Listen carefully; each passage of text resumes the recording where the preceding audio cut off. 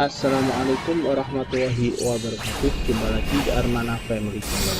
Video kali ini khusus buat sobat-sobat pemula atau adik-adik pelajar yang sedang mempelajari instalasi Windows.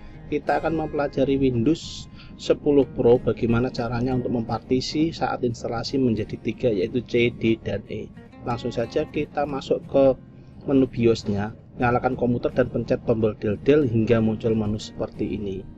Untuk menu yang lebih lengkap kita masuk ke Advanced Setup. Nah, seperti ini kita bisa lihat kalau kita ingin membuat komputer ini sebagai server atau CPU sebagai server, lebih baik kita memfungsikan AC back always nya menjadi on ya. Jadi kalau pas posisi listrik mati nyala, kemudian listrik komputer akan langsung nyala. Oke, untuk logonya saya disable saja karena saya lebih suka rinci, tidak suka gambar-gambar di awal. Kemudian kita bisa lihat-lihat di bagian menu yang lain. Untuk yang lainnya saya biarkan seperti default saja. Jadi saya fokus pada power management, yaitu AC back saya fungsikan sebagai always on. Oke, setelah mantap langsung saja kita simpan. Oke ya, setelah itu CPU akan langsung merestart dan kita bisa mencet tombol F12 untuk masuk ke boot menunya. Boot menunya bisa dilihat di sini. Oh, di sini flash disknya belum ada. Ternyata saya lupa menancapkan atau mencolokkan flash disk USB installer Windows 10-nya.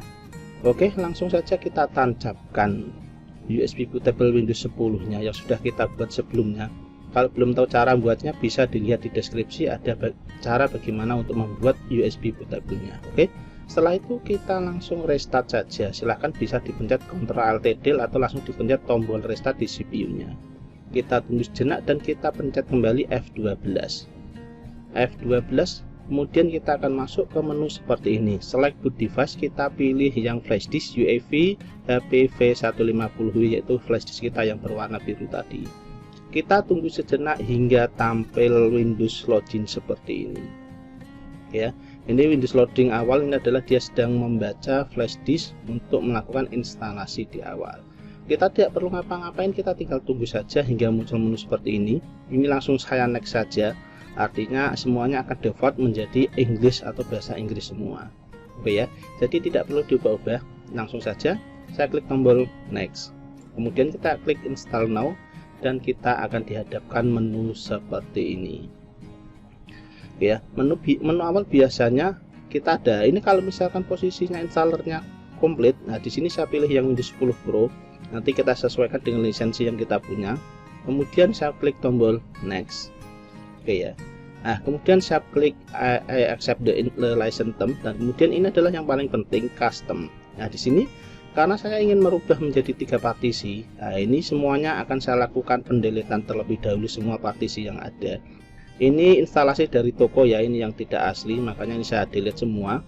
Nah, kemudian saya pilih new dan saya masukkan partisi yang baru sebesar, terserah Anda, mungkin di sini saya masukkan yang 200 GB saja, 250 GB, atau saya nulisnya 250.000 MB. Oke ya, terserah untuk teman-teman bisa pakai ukuran berapa. Kalau aplikasinya banyak ya setidaknya kita ambil 250 GB saja. Oke, otomatis ada 2 partisi. Ini adalah partisi tambahan Windows, tidak masalah. Kita klik tombol new dan kita masukkan untuk partisi yang kedua yang nantinya menjadi D, yaitu sebesar 400.000 MB atau 400 GB. Kemudian kita tombol klik apply dan kemudian untuk sisanya kita klik tombol new dan kita langsung apply saja. Nah, di sini bisa kita lihat partisi 3, 4, 5 itu adalah nanti yang tampil C, D, dan E. Sampai di sini kita bisa ngopi dan makan kuaci, undi-undi juga boleh, ataupun makan warning juga enggak masalah ya. Yang penting kita tidak jenuh menunggu instalasi. Perlu diketahui bahwa instalasi ini akan melakukan restart sendiri otomatis sebanyak 2 kali. Jadi kita tidak perlu ngapa-ngapain, bisa kita sambil kegiatan yang lain. Mungkin bisa kita ngecek komputer yang lain, atau mungkin kita bisa nyapu-nyapu lantai, atau mungkin kita bisa nyuci-nyuci piring atau nyuci-nyuci baju, gak masalah. Yang pasti kira-kira sekitar 10-15 menit instalasi akan langsung selesai. Oke, bisa kita lihat di sini, ini akan kita percepat hingga sudah masuk ke menu restart yang pertama. Ini sudah getting installation oke, installing features juga oke, installing update juga oke, kemudian finishing up juga sudah oke. Langsung dia akan melakukan restart yang pertama seperti ini. bisa kita klik tombol enter agar lebih cepat restartnya. Nah seperti ini adalah restart yang pertama. Jadi komputer akan otomatis melakukan setting-setting yang diperlukan atau config yang diperlukan di balik layar. Starting services ini adalah memulai, kemudian getting device ready dan seterusnya. Nah di sini kita tidak perlu ngapa-ngapain ya, kita cukup tunggu saja, kita biarkan juga nggak masalah, nanti komputer atau CPU ini akan merestart sendirinya. Oke, nah ini sudah merestart lagi yang kedua. Nah kemudian kita akan masuk ke menu yang selanjutnya, yang mana perlu kita touch atau perlu kita klik untuk menyelesaikan instalasi ini. Oke ya, just a moment. Nah, ini tunggu sebentar ya. Di sini let's start with region. Ini saya pilih Indonesia karena saya berada di Indonesia. Nah, mungkin untuk mau negara yang lain boleh dikondisikan saja ya. Ini terkait nanti dengan layanan-layanan yang ada di internet. Oke, kemudian untuk keyboard saya next saja, saya skip untuk layoutnya. Kemudian untuk networknya I don't have internet. Oke, supaya saya bisa membuat lokal akun ya. Continue with limited setup. Ini maksudnya supaya saya bisa membuat akun secara lokal ya. Di sini bisa kita lihat siapa yang memakai komputer ini. Ini adalah nama usernya. Kemudian passwordnya silahkan dikondisikan. Untuk security questionnya ada 3 pertanyaan, silahkan dijawab kemudian dicatat ya. Dan nanti kalau misalkan untuk reset ini 3 pertanyaan dibutuhkan.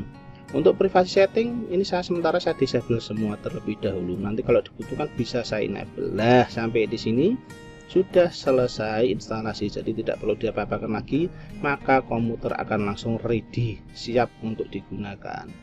Oke. Nah, bisa kita lihat ini adalah instalasi sudah selesai dan masuk ke menu Windows seperti ini. Ini desktopnya masih berukuran 1024x768 resolusinya ya. Nah kemudian kita bisa kondisikan untuk setting-setting awalnya. Ini untuk desktop icon saya munculkan. Nah, saya lebih suka saya munculkan seperti ini. Untuk yang di taskbar saya lebih minimalkan. Untuk C saya biasa rename menjadi System X. Nah di sini bisa kita lihat D dan E nya belum tampil. Yang di saat ini adalah yang flash disk. Untuk CPU nya ini lumayan baru ya, karena kita pakainya Gigabit H410 Core i5 menggunakan RAM sebesar 16 GB. Bisa kita lihat masih ada beberapa yang belum terinstall di device manajernya. Oke, nah di sini bisa kita lihat ini juga belum diaktifasi Windowsnya. Nanti kita bisa aktifasi setelah connect internet.